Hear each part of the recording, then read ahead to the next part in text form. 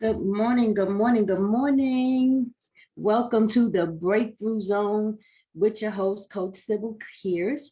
Glad to be here this Monday morning as we go over our live Monday morning coaching session. Listen, today we're going to talk about overcoming disappointments. Many conversations I have with some of my clients, friends, associates, business partners, a lot of it stems from disappointment. At some point or another, we've all experienced disappointment. We've all had our hopes up about something. We've all ventured down something that didn't quite pan out the way we thought it should. And so the feeling or the emotion that follows is the emotion of disappointment. Okay. If you've never felt disappointed in someone or something, consider yourself blessed. But for the most of us, we have. We've been disappointed if we were to be honest and transparent with ourselves. So let's talk about what disappointment means. Let's talk about the meaning. Disappointment can be defined as a feeling of unhappiness because someone or something was not as good as we hoped or expected. Okay, so it's tied to a feeling of unhappiness. And why is that? Well, because when we are disappointed, we feel like we were jilted. We feel like something we had our hopes up about didn't work out. So there follows the emotion of disappointment, which is attached to the feeling of unhappiness. Okay. So what are some causes of disappointment? Listen, the list could be endless, but I'm going to talk about two or three things that are maybe very key, very prominent, and very consistent in the things that we will identify as disappointments. So one of them is overextending ourselves. Listen, if you've never overextended yourself, then you may not understand what I'm about to say. But if you are like an overachiever or you really like to strive for the best, you put your best foot forward, you like things to go as planned, you make sure that things are flowing smoothly, you're always making sure that everything is going according to plan. Listen, sometimes you could find yourself overextending yourself because you're trying to make sure everything is perfect. Things are not meant to be perfect all the time. But if you are steadily, constantly finding yourself, putting yourself in a position to make sure that things are as perfect as you believe they should be, you may be in the arena of overextending yourself. Okay. And that does lead to disappointment. Why? Because like I said, nothing is meant to be perfect. Nothing. As much as we would like this perfect world in our minds to exist in reality, the reality is there is no perfect world. There is no perfect life. There is no perfect person. There is no perfect scenario. There's nothing that is more perfect than the fact of accepting the fact that we are imperfect, right? So if you are overextending yourself, whether it's in your job, your family, your coworkers, your loved ones, a project you're working on, your business, your career, in school, overextending yourself should come with the understanding that you place yourself in a possible state of being disappointed. Okay. Another thing is, I don't want to necessarily reference it to childhood disappointments, but having constant disappointment, especially those that happen mostly in our childhood, that can lead us to be in always seeming to be disappointed. We feel unlucky. We feel like nothing works out for us. We have a dismal point of view on life. It's like nothing or no one loves us, and we're always disappointed, even though there's nothing more disappointing than our own personal thoughts, mostly up in here. But sometimes having that cultivated throughout a lifetime can actually lead to a person feeling disappointed more often than not. Okay. Now those things may require some really deep thinking, might even require therapy. But the point is to identify those feelings of disappointment so that you can try to learn where they're coming from. What caused you to feel disappointed? if the answer is stemming from having a lifetime of disappointments or having things happen in your childhood that was disappointing, the loss of a loved one is disappointing, whatever it is that can be considered traumatic, that definitely will put someone in the mind state to feel disappointed more often than not, okay? The last thing I'm gonna talk about, and I think it's probably one of the most weightiest reasons that disappointment tends to find us. Placing unrealistic expectation on our external factors and sometimes on our internal selves. Unrealistic expectations. We do it more than we're ready to admit, okay? You've done it, I've done it. And those unrealistic expectations is definitely going to be a gateway for disappointment, okay? So how do you know if you have unrealistic expectations? Well, one way to tell, do you feel stressed out when things don't go as planned, like to your plan? Like, do you get irritated when people don't fall in line with your way of doing things, with your methodology of life? When you want things your way and it doesn't go your way, do you want to have a tantrum, you know? Do you fixate on things that are out of your control? See, these are things that let you know that you are possibly someone who places unrealistic expectation on things, and you don't actually have the control to change them. You don't have it in you to make the things that you are fixated on change to your liking. And so you become disappointed. You become in a place where you feel like you've been let down, but really and truly, you let yourself down. And it may sound a little harsh, but I'm also speaking to myself. We let ourselves down because, for example, have you ever had a moment of time of availability and you wanted to accomplish something, but you need another person to be able to accomplish that thing, whether it's getting a ride to go to the store, whether it's working on a project, whether it's whatever it is, right? Maybe it's just simply wanting to vent to someone that you are used to venting to. And so you place an unrealistic expectation that this person is always ready when you are, right? You expect them to be available when you want them to be. You expect them to be in place when you call, or when you show up, or when you need a ride, or when you need some money, or when you need some support. You always are expecting this of other people, but it is wrong of you to assume that you were in a position to make plans with their time. No matter the role that they play in your life, even if it's a parent, we know our parents love us and they'll do anything for us. They'll want us to succeed, but it would be very presumptuous of me to assume that just because I have time now, you should automatically also have time too. You know, sometimes that happens in dating. You can be dating a person and based off their schedule, they feel that that is the time that you should meet, or that is the time you should go on a date, or that is the time that you should do this or that. It's never something that's on a common ground. It's based off that one-sidedness where I'm available now, so I'm going to assume that you will be available on this day, or you'll be available at this time, because that's my expectation of you. Placing unrealistic expectations on others is very dangerous, but it happens more often than we like to admit. And sometimes we set ourselves up for our own disappointment because we are assuming that other people's time is for us to govern, and that is not the case. Unrealistic expectations we place on ourselves, seeking perfection, wanting to see something in the mirror, looking back at us that's not there. For example, someone who wishes to be taller, someone who wishes that their physical aspects of themselves was different than what they really are. And so every time we go look in the mirror, we desire or expect to see someone else looking back at us. And then when we see who we really are, we feel disappointed. Or another form of internal unrealistic expectation.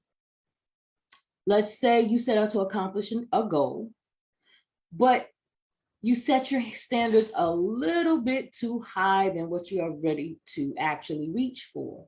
So what do I mean? Let's say you wanted to go play the lottery. The expectation is that you're going to win, that you'll be able to tell your boss or your job or whatever message you want to say on your way out the door, right? You have this expectation that you will win and you want to win big. And so you start wrapping your mind around having all of this money. You start daydreaming about having all of this money, what you will do. You've already purchased your car. You've already moved out your house, all in your mind. Okay. And so now you feel like, hey, I don't have to work as hard at my job because when I get my winning numbers, I'm not going to be here much longer anyway. And then you don't hit.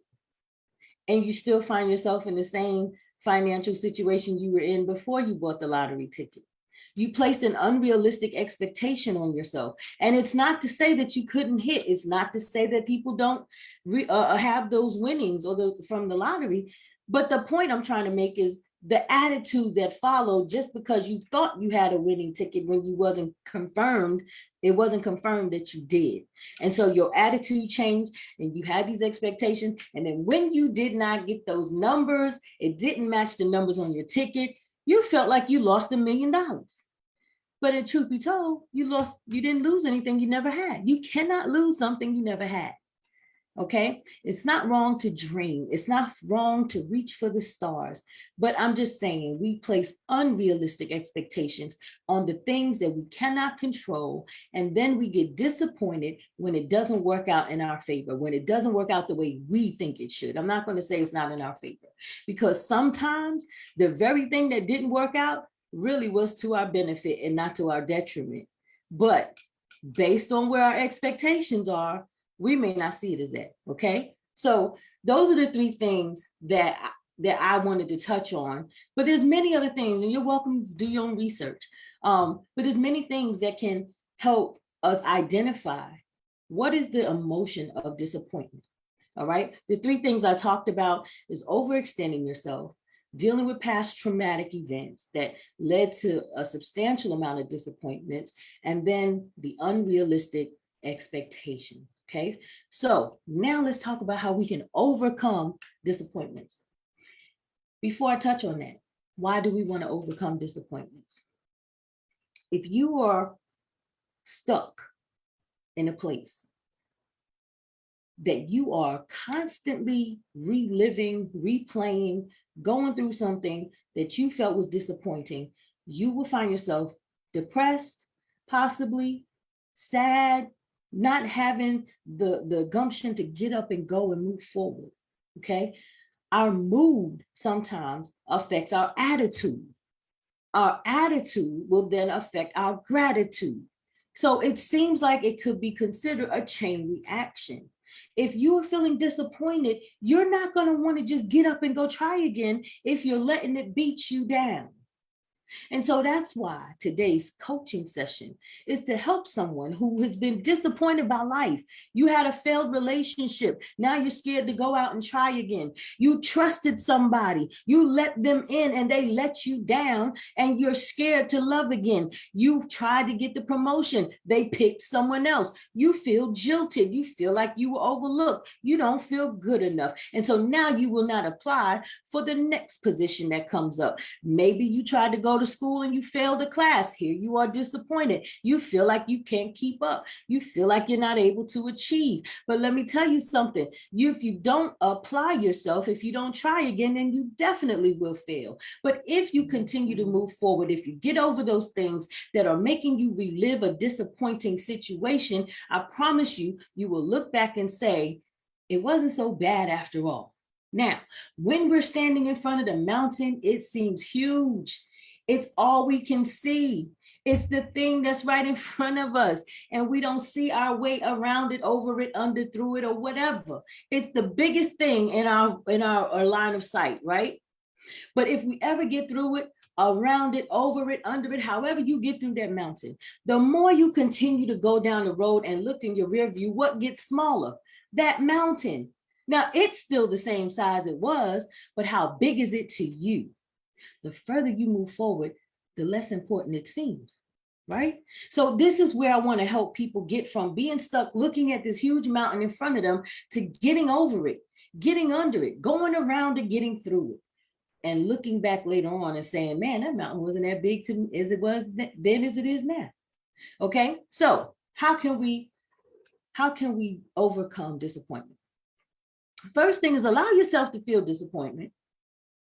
Reality is sometimes it's a reality check. Sometimes it's an opportunity to do some self-evaluating. Okay. But don't focus on the thing that disappointed you as much as you do focusing on why it disappointed you. Okay. In reference to a relationship, a failed relationship that you thought was really it, like, oh, this is it. And you kind of put all your eggs in that basket and you was like, this is it. This is it. I've done told my friends. I've done told my parents. We did this. We did that. This is it. And then it turns out not to be. Now you feel disappointed, right? Well, allow yourself that moment to digest and process that. You was disappointed. Okay, now that you've dealt with the fact that you're disappointed, let's talk about why. Why did it disappoint you? We are now moving from the fact that you were disappointed about this to the why did you feel important about it, right? So this will also help you get to the heart of the situation, give yourself time to feel it, but then let's move on to the other perspective of it. Because oftentimes when we deal with the why we were disappointed with something, we will find out that it was one of the three things that I mentioned, right?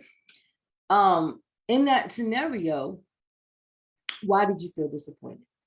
Why did you feel this person let you down? Now, initially, we're going to tie that disappointment to that person. We're going to blame them for maybe not being truthful or not being as this, as that, as they once portrayed. We're going to place a lot of blame in that initial feeling of disappointment.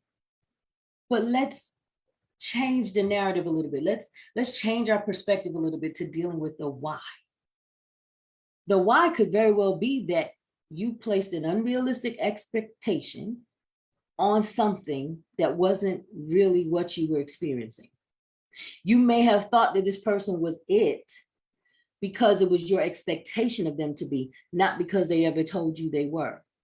You may have unrealistic expectations because this person could have been giving you all the right things, saying all the right things in the beginning, but you did not give it enough time for you to realize who you were really dealing with. Can you agree with me that sometimes we deal with people when we first meet, it ain't always who they really are? You know, we're going to do the extra to make sure that we're extra presentable. We're not going to be all grungy looking when we first meet someone, right? But there's going to be days after a year or so that you may wake up grungy and not feel like getting all dolled up for this person. That's the real person that they're wanting to meet, that they need to know about. Because if they're always expecting this dolled up, polished person and they catch you slipping one day, guess what's going to happen? They're going to feel like they've been lied to, right? So knowing this, the why could very well be something you placed on yourself, and that's what led to the disappointment, not the person. All right. There's a saying that you can't get mad at a snake for biting you, because that's what a snake does. Be mad at yourself for expecting it not to, right? So once you deal with that and realize that, you know what, they didn't have to do me that way, but at the same time, I didn't have to give them the opportunity to do me that way. Let it out now. Now we're going to the next phase. Let's talk it out with yourself, journal it, and be transparent. This ain't the time to sugarcoat. You got to identify, why did you feel disappointed, or why did you allow this situation to disappoint you? Why did you allow yourself to get into that situation? What was it? As it pertains to going for a promotion and you didn't get the job, why did you feel disappointed about that? Because you felt like you were entitled to the position, right? You felt like you were the one that could do the job. Hey, it's nothing wrong with being confident in your abilities. But what's to say that that wasn't someone else's promotion and not yours? What's to say that that really was someone else's blessing, but that your blessing is going to come in another factor. Should you really be upset? Right? So sometimes journaling that and really putting things out in the open from up here will help you see things for what it is. Okay. Now, another thing you got to do is put things into perspective. Okay. Really analyze your feelings of disappointment and make an honest decision on how long you need to stay there. You've allowed yourself time to deal with it. Now you've figured out why you felt disappointed. You've journaled it. You've written it out. Okay, we've dealt with it. Now put it into perspective about how you're going to keep moving forward. Because you can't live there. You can't stay there. You cannot remain there. You can't keep replaying it. You can't keep talking about the same thing over and over and over. It's not going to change what happened. What you can do moving forward is change where you're going, right? So put it into perspective and just recognize the fact that nothing lasts forever.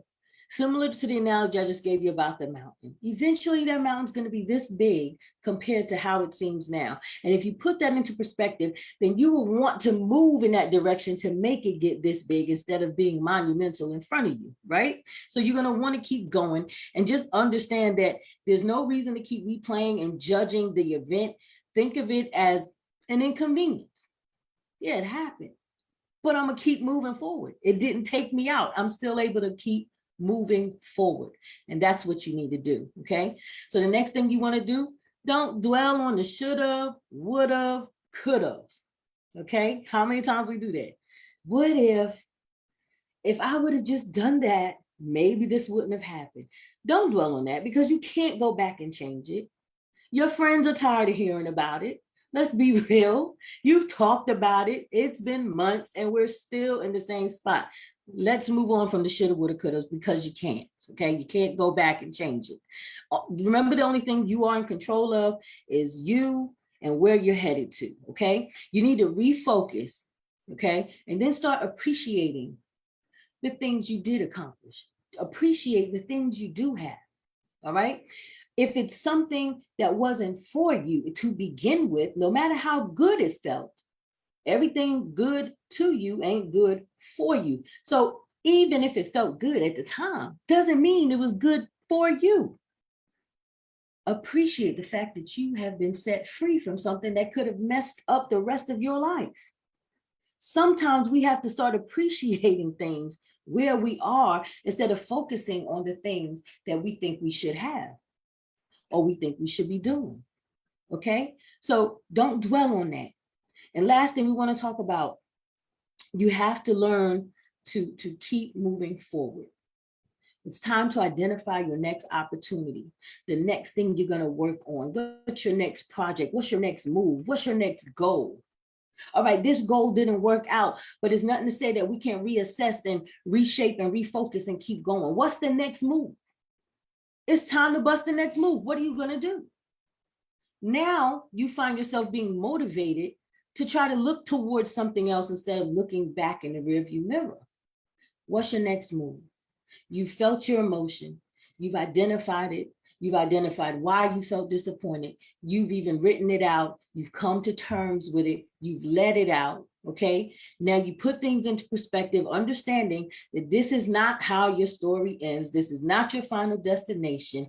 I'm not going to dwell on what I cannot change, but I will focus on the things that I can. And I am now ready to move forward. And you know what? If you apply those steps to all the things that make you feel disappointed in life, again, my disclaimer, nothing's perfect. Everything is not always going to be as simple, but it's definitely worth the try so that you could get over that hurdle of disappointment, so that you can overcome it, so that you can get your breakthrough and you can move forward to the things that I know is in you to accomplish. All right. Keep an attitude of gratitude for the things that you have. Because the more you focus on the things you have, it makes what you don't have seem less significant. All right. You could focus all day on the things you don't have, and you'll miss the opportunity to appreciate all that you do. A lot of us are way more wealthier than we realize. A lot of us have a lot more going for us than we realize because we're too focused on the wrong things.